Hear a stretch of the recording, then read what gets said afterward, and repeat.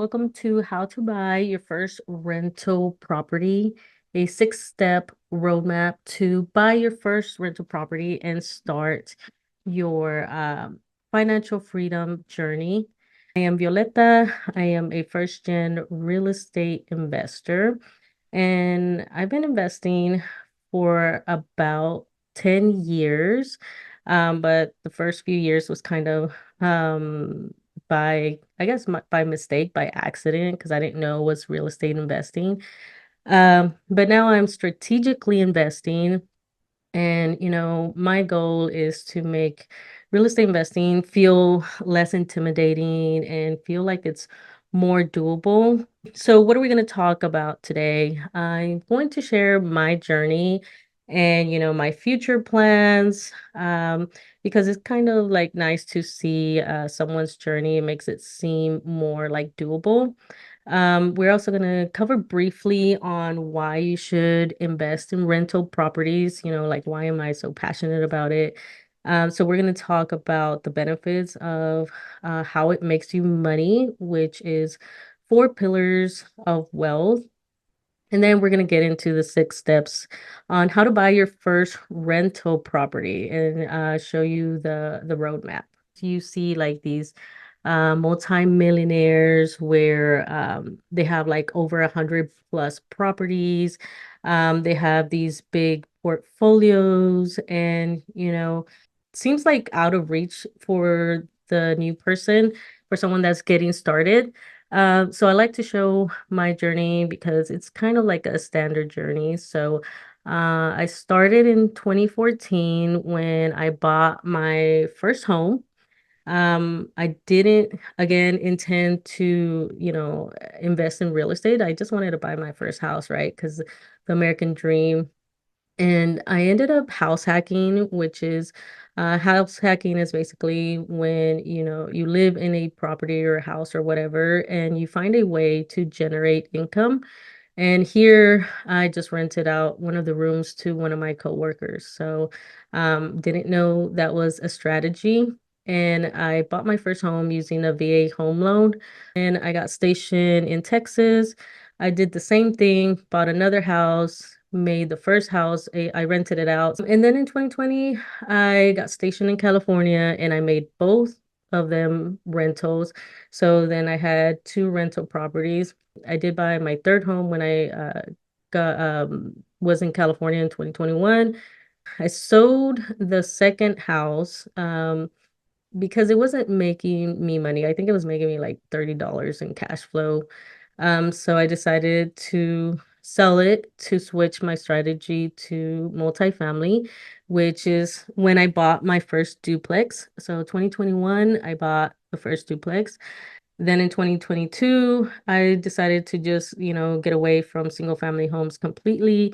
And so I sold the first home and bought a second duplex. And then 2023, I decided to sell one of my cars that I owned outright. I didn't have a loan on it anymore. And it was just like, you know what? We have three cars for no reason. And I want to buy some land. And so that's what I did. Sold my Lexus and bought 10 acres of land. And then now I'm right here just in the planning stage of what I'm going to do with my land. So why do I love rental properties so much? There's something called the four pillars of wealth, and it's basically the four ways that having a rental property is going to make you money and help you keep more of that wealth. And of course, the first one is income. Obviously, you're gonna invest, you're gonna look for that cash flow, that money that's coming in from the rental income. And cash flow is your monthly rental income minus your monthly operating expenses. And we'll get a little bit more into detail once we get into like that step.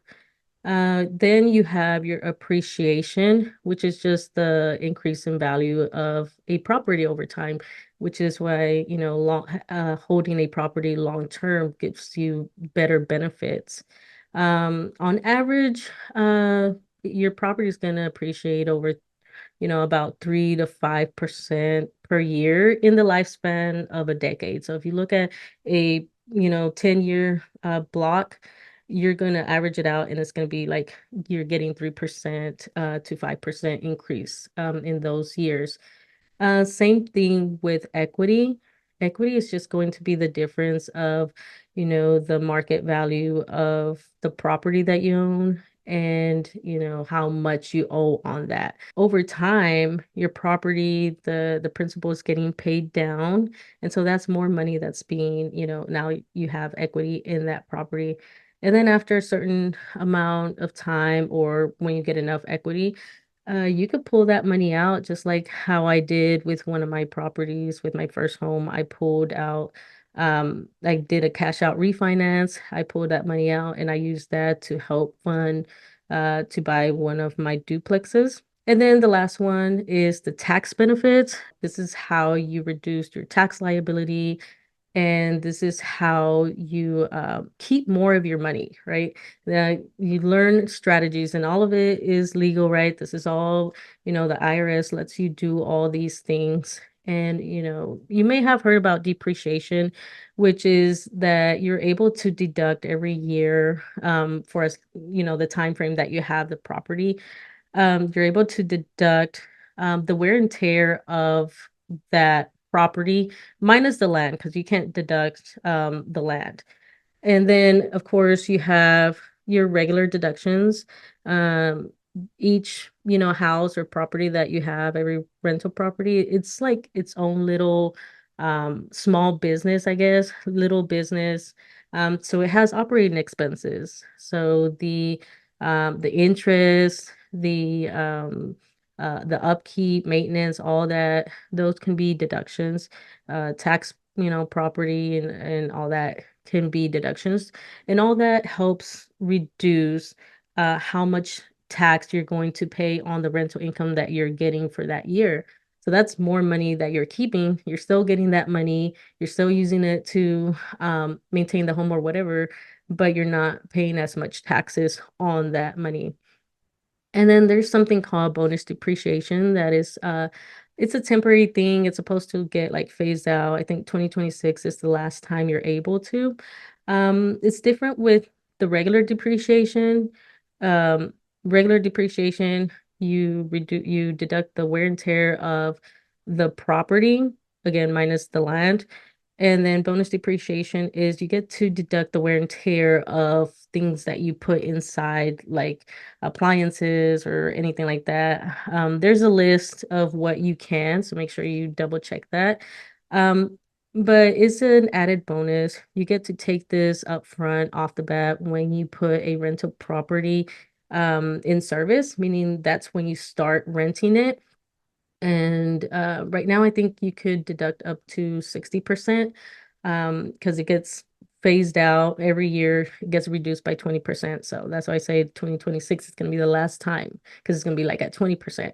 So talks that about renewing it. We don't know. Hopefully it does, but just so you know, there's that extra benefit. What steps do you need to take to buy your first rental?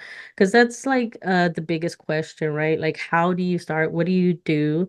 And so I found that, there's 6 big steps, right? And I've broken them down. I created this roadmap to give you an idea, make it, easy to kind of follow. And it starts with your mindset and goals. So before anything, I think with anything you do, you always want to like address your mindset and the goals that you would like to accomplish. And then the second step, you'll move into your finances, which is I broke it down into like analyzing your own finances and then of course figuring out how you're going to fund your rental property, how are you going to buy it. Then you have your strategy. Think of strategy as like the route that you're going to take to fulfill your goals. For example, you want to be a millionaire. There's several different ways to become a millionaire, right? There's lots of different strategies with real estate investing, especially with rental properties as well. You can really get creative. And then, of course, there's different types of properties. So we'll get into that and figure out what, goes with what you're trying to accomplish. So next one is analysis. Again, this one is also broken down into two, which is analyzing the market. You want to pick a good market to buy your property, and then analyzing the property itself to make sure that you're actually making money, right? Because that's the goal, to make a profit. And then the fifth step is management. How are you going to manage your property? There's a lot that goes into it, and we'll get into that. And then the last step is creating your plan and figuring out how you're going to scale, how you're going to grow. All right, so again, step one is your mindset and goals, and it's split up into two. And I want to say that mindset plays a key role with real estate investing, because this is the way you think, this is what your values are, what your beliefs, how you feel about real estate investing. And this is what kind of shapes your goals, which is the second step. But it also determines how you're going to react and overcome obstacles and challenges that may come up, because real estate investing, of course, it's nice to make money, but it also can be challenging at times. No matter how good you are, there's always going to be that one year that's kind of like challenging. Mine was last year. And with the right mindset, if you don't have the right mindset, like some people may just stop there and not be able to overcome that, and overcome their fears, especially right now with with the housing market. There's a lot of people that don't even start because the fear of the market, of the high interest rates or whatever, stops them right there. So um really taking the time to understand where you are mentally, how you're gonna, like, hype yourself up when something does go wrong. Obviously, don't put yourself at risk, but some things can be overcome. But if you have a mindset that, like, you're not able to uh, be creative in finding solutions, then you're not going to get past that point. And it could have been just something simple that you just needed to pivot a little bit, and you would have been able to come right back and be profitable again, uh, just like how I did with my properties. First 2 years was freaking awesome, was making money. Then last year's, like, a lot of things came up and it was stressful, but I'm back on track now. And so that's what matters. So make sure, and of course, like I said, it affects what goals you want, the strategy that you're going to pick that's achievable to you, that's doable to you. And then also have the mindset of to continuing to learn. Like, I am always learning. I just have that habit. I'm always reading. I have two books that I'm finishing up on real estate investing, because I want to see what other people think about it and other strategies or things like that. So if you're interested in those two books, I could put it at the end if I remember to post it. If not, remind me, because they're actually pretty good books. Just one goes really into detail. And so the next one, the second part of step one, is your goals. What do you want to accomplish when you invest in rental properties? Because, like, do you want to go big, like how I was saying earlier with these multimillionaires that have these 100+ properties? Decide what you want to do, because I think sometimes when people hear about investing in real estate, it's automatically like, oh, you want to be like a big time or whatever. And sometimes you just want to invest, enough. Like me, I just want to raise chickens and, grow my own land and provide for my family, and I want to travel the world. That's it. But regardless of what your goal is, you want to make sure that you follow the SMART method, because you want to be as specific as possible, like what it is that you want to accomplish. And you want to, have it measurable, like calculate that, like take the time to figure that out. With mine, to replace my income, I think I need about 15 properties. I think I gave one or two just in case, for like cushion and stuff.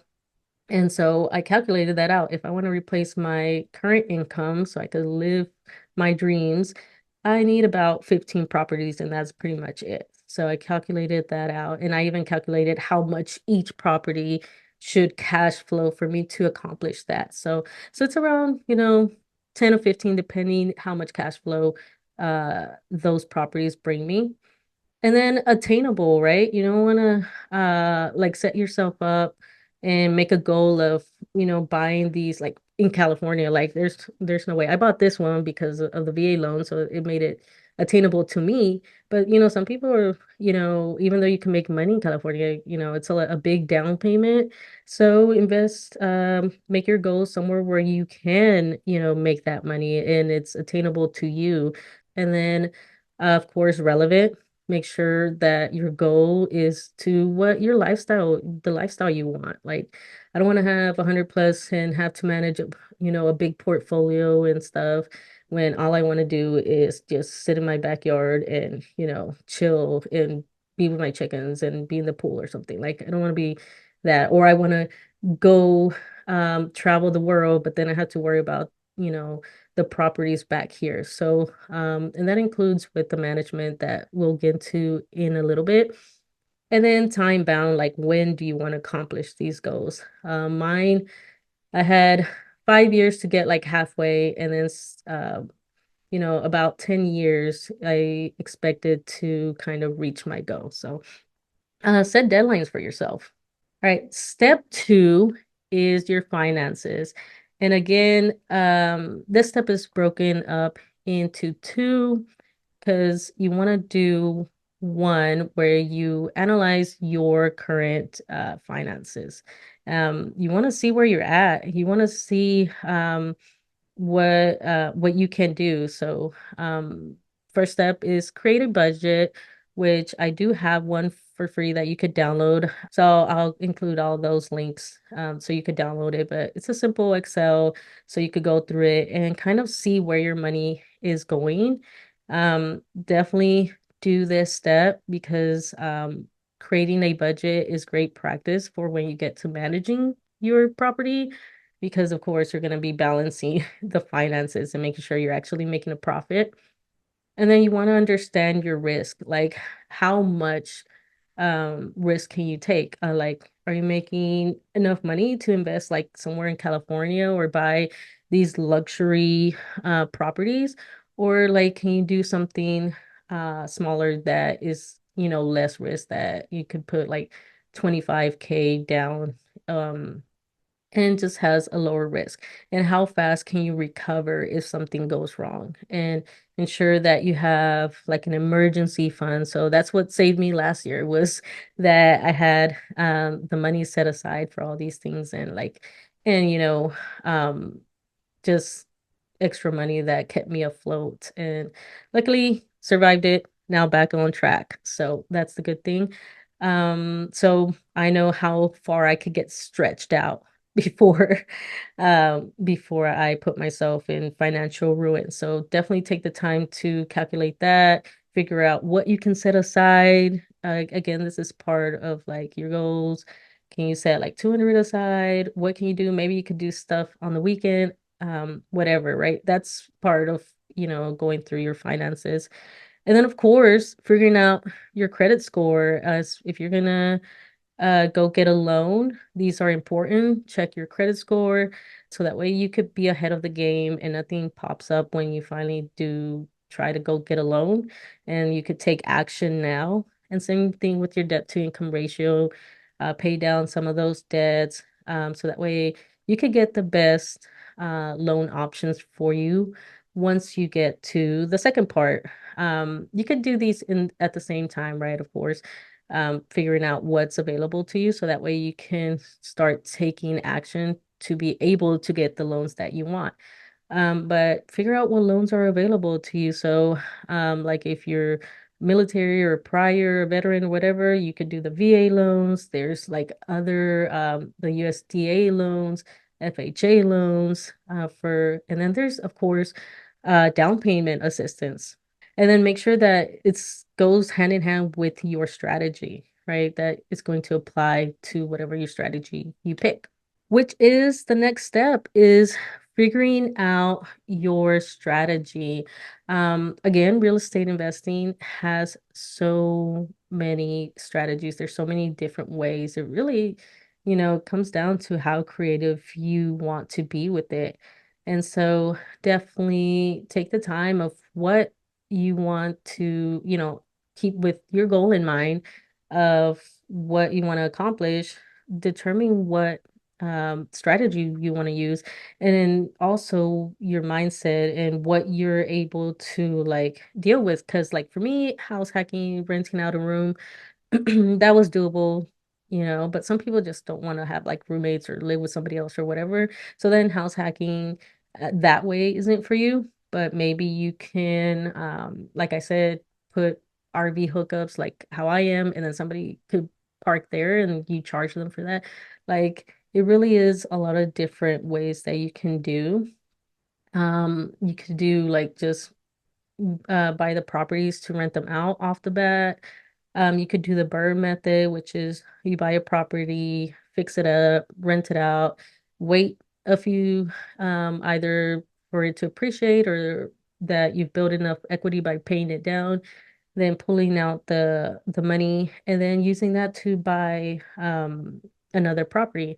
And then you could combine them. I mean, there's so many strategies out there. Find one that works for you, what you're willing to deal with. I combine house hacking and the bird method. I bought my first home, house hacked it. In the meantime, I fixed stuff in there. And then once I was able to, when I left, I rented it out. And then after some time, I was able to pull cash out. And then that's how I bought the other property. And then there's also different types of properties. You could do RV parks, mobile homes, tiny homes, like me, multifamily properties, single family. I mean, and you could even buy office spaces but uh office spaces right now are kind of iffy with everybody wanting to work from home and stuff. So that's a little bit uh higher risk in my opinion right now. But you can mix and match however you want. You can put RV hookups, like I said. You can let someone park in if you have land or whatever. You could buy land and build tiny homes or buy land and make it a mobile home parks. Like I know people that do it all types of ways. So, all right. So, step 4 is learning how to analyze the market and how to analyze the potential property that you want to buy. Um, for the market, um, you want to look at, population trends.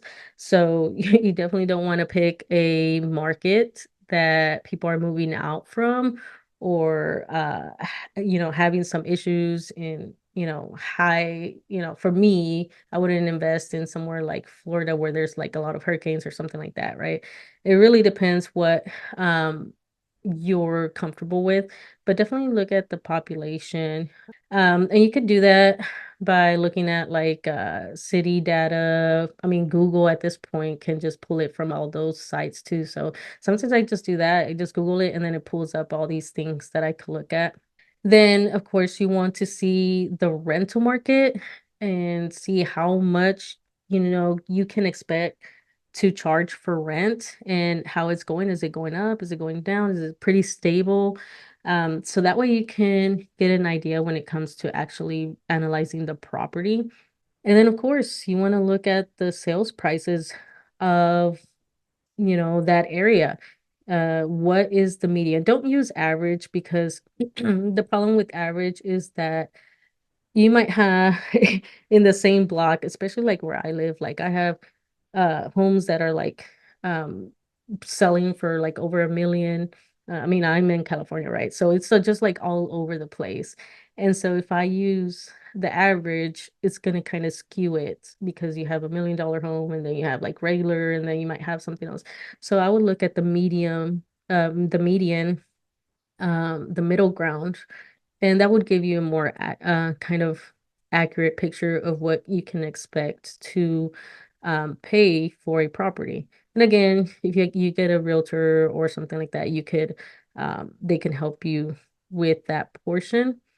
And then understand that market, like the laws and regulations. Like over here is very tenant friendly, it's pro tenant, so it's a little bit more difficult over here in California. And then some other places is pretty balanced. And so you want to know that as well and what you can do in the target market because especially now they're coming out with like regulations and laws to prevent Airbnbs and stuff like that. So you don't want to go buy a house thinking that you could Airbnb it out and then come to find out that you can't. The next step is the property analysis. Um, of course, you want to calculate for cash flow, which cash flow is your monthly rental income minus your monthly expenses. And this is like your operating expenses. So whatever you get per month in rental income, you want to deduct the expenses like maintenance. You want to set aside, even if you don't have maintenance that month, you want to set aside a certain percent. I do 8% for my properties because mine are older. So I used to do 5%, but then last year taught me to that I should do increase that just because my properties are old. And also, if you have, a property manager, the interest, property taxes, you divide the yearly property taxes by 12 and you get your monthly. So you subtract that as well. Insurance, same thing, divide by 12, and then you get that. So you deduct all that, and that whatever's left over, that's your cash flow. And that's before taxes, right? You could get a little bit more in the weeds with your taxes, but that's kind of hard because everybody's in different tax brackets and in different areas. So like, but if you want to do it for yourself, you could go that far as well. Um, you also want to kind of look at cash on cash return. This is just kind of like um it's an annual thing. It's like for a short time frame. But this will help you kind of figure out how good your property is doing. It's basically your return for that property. But it is the annual cash flow divided by the total cash invested, which is good for the properties that I am in because they give a high cash flow. But it didn't require me to put that much. I think I put like 30K on these and then they bring me pretty good cash flow.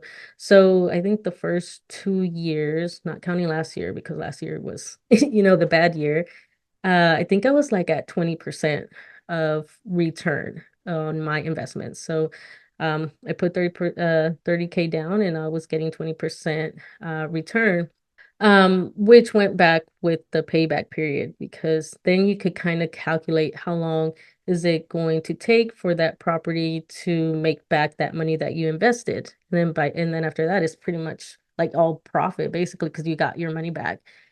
There is this 1% rule. Nobody really uses it as much anymore just because inflation and everything's so pricey, insurance and all that stuff. So you really want to actually calculate it. But they used to use but I put it on here just in case you hear about it. Because I don't know, someone might still use it out there, and I don't want you to get led astray by thinking that like, oh, just calculate the 1% from the purchase price of whatever property. And, if the monthly rent is 1% from what you're going to buy it for, then you should be good, right? Um, I don't want you to accidentally get led astray. I'm very into the numbers. I like to get into the weeds because I want to kind of really know what I'm getting myself into. I don't like guessing too much. And a lot of, some of it is, obviously, but want to reduce that as much as possible. And again, I do have, if you haven't downloaded it yet, I have that free rental property calculator, which has most of these on here and some other extra stuff to help you figure out your cash flow automatically. So that way you don't have to do as much math and stuff. Step 5 is managing your property. So you want to obviously manage your rental properties effectively because you want to make a profit. And this is where it gets, some people get in trouble because you get so hyper fixated with, I want to, buy my property to make money. But then you have to manage the property as well. You have to know how you're going to collect rent. Are you going to use an app or what? Where Venmo, like all that, you have to figure out. How are you going to um uh do background checks? How are you going to find your tenants? Like, how are they going to submit maintenance requests? Like, are they just going to call you like every single time something's going on, or are they going to email you? Like, having some systems in place to manage your properties. You want to ensure that you're tracking the income and the expenses. I use the rental property income and expense tracker that I have. This one is paid. So if you're interested, I'll include that in the email as well. But I like that one. I put my monthly expenses and it gives me a monthly breakdown and then eventually the year of how that property did. And it tracks all the expenses. And so that way at the end of the year, you could go to do your taxes and it's like, here's all the expenses that I had and stuff. Still keep your receipts, obviously, because you need them in case you ever get audited or if the tax preparer wants them, whatever. But you get an idea and it's a good tool and it has charts and stuff, visuals, so that way you could see how your properties are doing and keep track, because you want to balance all that, the expenses. Also, understanding how you're going to manage and keep track. Like if you're planning to manage a property by yourself, this is one of the main reasons besides, I don't want to do any of the tracking and calculating and screening tenants of this is one of the reasons I have a property manager, because I don't want to get in trouble. I want to make sure that I'm following the law, that I'm not, gonna get put in jail. So, if you plan on managing it yourself, know the laws, make sure you periodically stay, always keep track of what's going on in your market, if any new laws pop up or whatever, so that way you can adjust and don't get yourself in trouble. And of course, managing your time. A lot of people forget about this. Are you going to do all the fixes yourself? Like, are you going to be the handyman? And if so, like, how are they going to contact you? How often? Like, and then make sure that it aligns to your goal, because if your goal is to, um, spend more time with your family, to travel or whatever, then being the handyman's probably not going to be ideal, because then you're going to get, what if you're like somewhere else and you get an emergency call and now you got to go fix it or whatever. And it might be fine when you have like one or two properties, but once you get to like, five, like you'll find yourself doing a lot.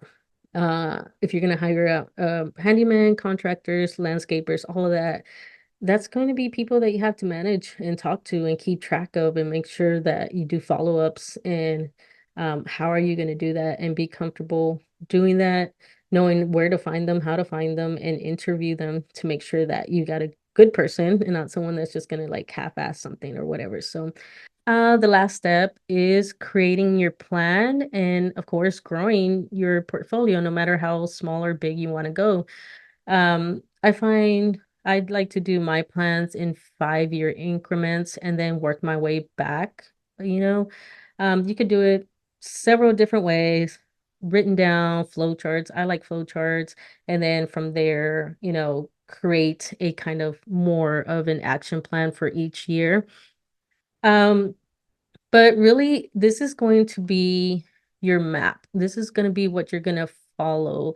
And obviously, it's not going to be to the T because, life happens. Figure out your goal. You obviously have your ultimate goal. And then from there, break it down to like, okay, what can I accomplish in the next 5 years? And then from there, what can I accomplish every year? And so on. And then what steps do you need to take to get that done? What, you know, the resources, what do I need to learn, stuff like that. How much do I need to save? Whatever. Get as detailed as possible. Make sure you're keeping your goal in mind. your strategy, and ensuring that you're reducing your risk. And this is going to help you, keep yourself accountable. And again, revise periodically, especially when things happen, go back and be like, okay, so now this something happened in life that threw a wrench into my plan. What can I do to kind of like get back on track? And so really what is stopping you from going out there to buy your first rental property? And some of the key things that I see is of course the you don't know much about real estate investing, so you kind of like I don't know about it, so I'm not gonna do it right now. There's that fear hesitation because either of the lack of knowledge or it sounds complicated, or right now that the housing market and the high interest rates, all that. So, you might have that fear and you don't know how to start, or I didn't put it on here, but like with the 5-year plan, you don't have a plan. Let me tell you, have at least 3 people that I know that have more than enough funds to get into real estate. And matter of fact, one of them was a coworker of mine, and we were actually going to go into a partnership. But he could not figure out how to get over that mindset, that fear. That's why I said first step is mindset, because if you can't get over your mindset, you're never going to start. And that's what happened to him. To this day hasn't started, and he just has the funds there because he didn't have a strategy. He was that fear from the housing market and stuff was there. And in that time I've already, purchased several properties, my land, and this house, and doing all this other stuff. And at this point, going to go buy a third duplex. Really, you have to figure out what it is that is stopping you. If you have any other questions that pop up, you could always email me at info.moneychisme@gmail.com. But yeah, other than that, thank you again. Bye.